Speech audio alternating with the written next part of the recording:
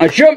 Akkam jirtan nagaya qabdanii fayya qabdanii nageenyi badhaadhaa kanyaatan dadaadhaa akkam isin hundinuu nagayuma family Oromoo saba koo dhiiraa dallaanii harka fuunee shamaa walii galaanii dargaggoo shamarran hawwa manguddoo bakka nu jiraatan jiru nu wanguddoo piipuma dhuftee na dura dhaabbattee piipii shayxaanticha kanaa mormitu yoo kan gartan taate ani qophaa'eetiin jira Facebook irratti TikTok irratti YouTube irratti bakka feete irratti sigale qophaa'eetiin jira garuu daldaltoota ummata keenya waan takka firraa eegamu waan amma artisti yaani mazmurii miidiyaa irra yaatu tana taakka waan aktiivistoota yaani miidiyaa irra tana taakka joottooni yoo maallaqa keessa malee ni taphatti hin taphattu jechuu kanneen joottooniidha sigale Urba Ingiliz kana ciisee nama arrabsu duudaan ciisee nama arrabsu san irraa eegali hanga warra biyyaatiin baatutti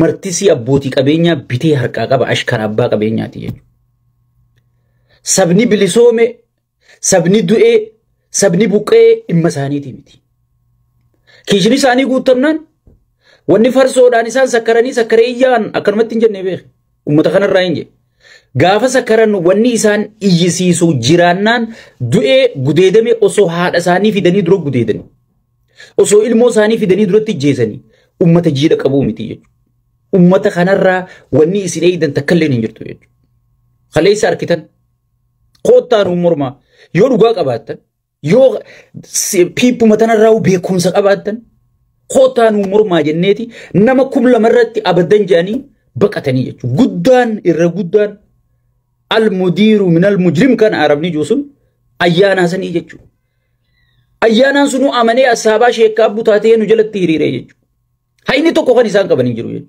المورموت ماري أورموت المورموت مي قبرس يو دفع غافي أورمونو ده بفنان أورميا خيسان نجى بوفنان دانكا أورميا نو خبت شيفنان قالين سجرينيا نو توانان المخين ينتي ده زمار المم في انتلو مرة ركون قبل Oromoo wanni mataa isatti himuu qabu tanaa jechuudha. Namicha kana har'a maqaa keenyaa'uu akka ni manne dhoorku qabna jechuudha. Oromoon biyya bulchuu hin dandeessu. Oromoon waluu bulchuu hin dandeessu jecha juusan akka Oromoon ganallee aangootti hin deebine hojjechuu jira jechuudha. Qaallichi sheexanni. Sigale. Aangoo isaatiif jecha silaa ilmi sabaa tokko faayidaa sabaa dabarsee hin gurguru. Boobar ummata kiyya karakkachuu jiruuf. Ummata kiyya kabuqqa'u jiruuf je'eetiin aangoo gadhiisaa huni jaabar abiyyi caalaa ilmi sabaa nuti kan beenu Hayilamaariyaam Dassaalany jechuudha Hayilamaariyaam Dassaalany namni Itoophiyaa dhumurra Oromoon dhumurra Amaarri dhumurra saamamurra maqaa kiyyaan aangoo tiyya jalatti kunnatti hin ta'u beeyma ganjee aangoo gadhiise jechuudha kun ammoo haangullaan gadhiisa ni du'a malee reefasaachi keessaa baafta malee aangoo gadhiisu hin jiru durriyyee barandaa jala guddatte tagartee namni kun du'ee buqqa'ee dhimma isaatii miti jechuudha qaallicha maangurra jiru kan dhimma isaatii miti ani waaniin sirritti beekuufiin gabbu'ee ciniinnadhee isin himuu jira warri namichi kun ilma sabaati namichi kun maarree jijjiiramaa ganaa dhufuutaa mitirkishoo dhufuutaa jettanii gartee sigale isin haasoytan warra faayidaan bitame warra saba gurgurate warra if gurgure ta'uu keessan mirkaneeffattanii deemuu qabdanii jechuudha. Bo'aarra Oromoon bar waan yaadda'uuf hin qabu bar. Bo'aar sabni bar shiftaa qabuu ni kabajamaa bar saba waraana qabu saba aabaa'oo qabu saba woboo qabu dhiisi sigale.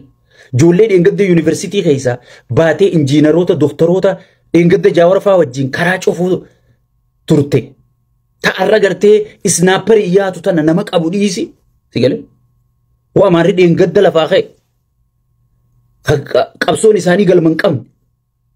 Kamaaliif lollaan beeyin. Bo'arra sunuu barfannoo qabna jedhaa jechuu jira bara. Arra osoo woboo qabduuti yoo abiyyi aangoo gadhiise mee maaltu nu dhufa yoo abiyyi adeero yoo abiyyi aangoo gadhiise takka aangoo irraa kute furmaataa dhufaa jechuudha. Sigale furmaataa dhufaa jechuudha. Uummanni keenya waan gartee amma deddeemaa tana kalee waan isin taate argitanii jechuudha. Uummata dhugaan qabne Kasidura taa'ee si mormuu hin dandeenye. Uummata suma duubaa akka hattutti miidiyaa irra ori'u. Ka uummata immoo milishaa fi gartee dhiitee kufaa kana itti jaaree uummata zarafaa saamsisaa gaangistara kanarra jaaratee shiftaa maqaa mootummaatiin masaraa taa'u. Sigale. Shiftaa maqaa mootummaatiin masaraa taa'u ta'uu mirkaneeffachuu qabdanii jechuudha. Wanni qaayyoonni qabsaa'u jiruuf. Wanni beeytonni qabsaa'u jiruuf. Shiftaa kana harka akka shiftaa kana harka biitiin diigamne akka biitiin harkaan diigamne biyya teenya baraarrachuu qabna. Kophaa teenya baraarra lakki sabaa sablammii wajjin taane Amaaraa wajjin taane Tigree wajjin taane sigale Dabuubii wajjin taane Walaayitaa wajjin taane Soomalee wajjin taane warri dhimmi Itoophiyaa nagalcha jiru osoo lammii Itoophiyaan ta'in ollaasan Keeniyaa Suudaan Eertiraa hunda wajjin taaneeti furmaata biyyattii isa barbaanna malee nam tokkeedhaan qeenxeedhaan yaada nam tokkootiin biitti bultuu hin jirtu jechuudha. Bultiin manaatu abbaa manaa haadha manaa ilmaan waliin sheer godhaniiti akkami jiraanna akkami jireenya keenya jijjiiranna yani wal keessa wal mari'atanii sunuu marii barbaaddi jechuudha. Bultiin mana tokkootu biyya guddoota nagartee wallaalaan kutaa torbaa keessaa bahe akkanumatti gartee naa hoggana jee ummata rakkisuu waraana ummata irra jaaree shiftaa walii qabatee hattuu ijaarratee akka ummata saamuuf haala mijjeeffachuu osoo hin ta'e sigale akkam taana jedhanii bultii manaa sanii bulanii jechuudha obbolee jenki. Amma gartuu beera gurguddaa walii qabatee hoggii deemu beera kana fidhaabee deemu sigale.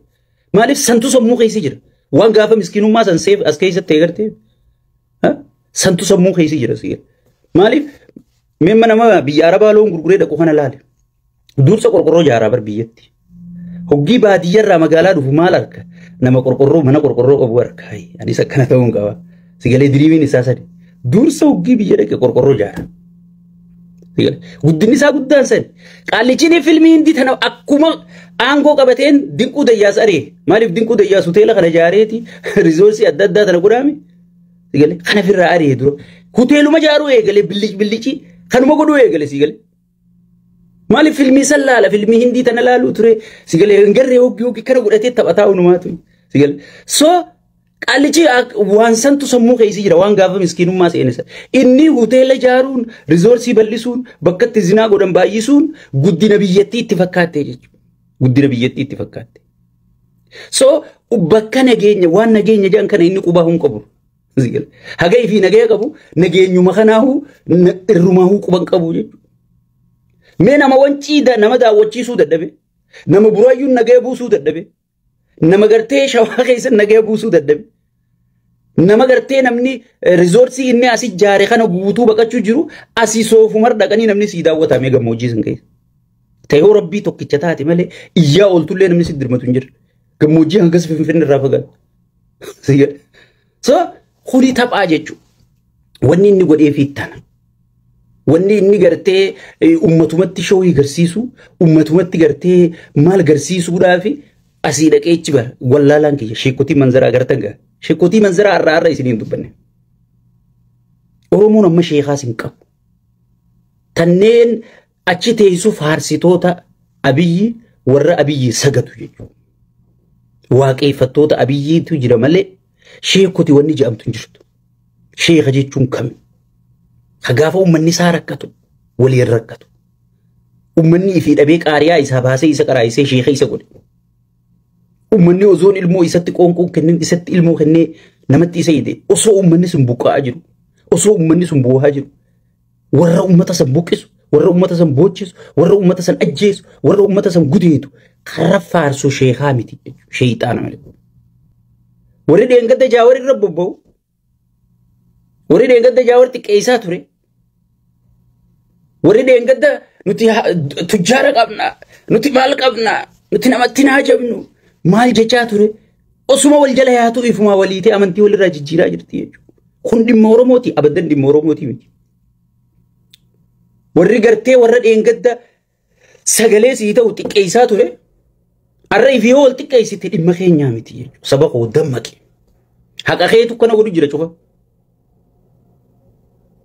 Mee warra amantii jijjiirrachaa jiru kana keessa hagam takka waliin si fide hagam takka waliin si dhaye hagam takka mukhuddu wal si dhiibsise sigale warra sani abaarsi keetti qeebalamee gartee wal ficcisiisaa jira alhamdulillah jechuu malee waan keessa sigalchan qabdu jechuu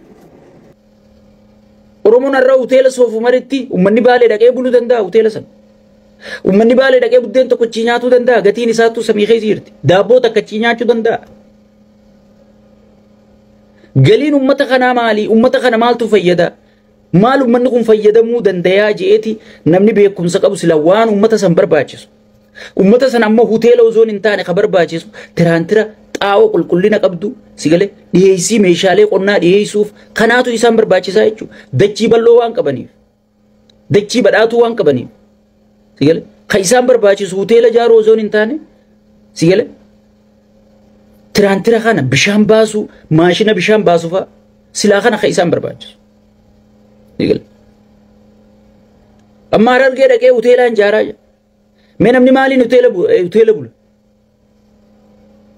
mee Oromoon hoteela buluu dandeessu nan meeqame hoteela qaalii san halkan tokko yoo bulte dibicha tokko guutuu gurguru qabda halkan lama yoo bulte dibicha lama gurgurta mee Oromoon maaliin fayyadamti hoteela san yoo bulte mee maal irraa argatti sosaniifu ummata keenya dammaqaadha gartee waan biliiciin tunillee isin sossobini baay'ee isin jaalannaa baay'ee isin kabanya kun Sheek Abbutaati hayyoota keessan dhageeffadha waboo teessan jabeeffadha hin barbaannu boordii filannoo kan jabeeffannu qabsoo hidhannoo jechuun xumurraa jechuudha.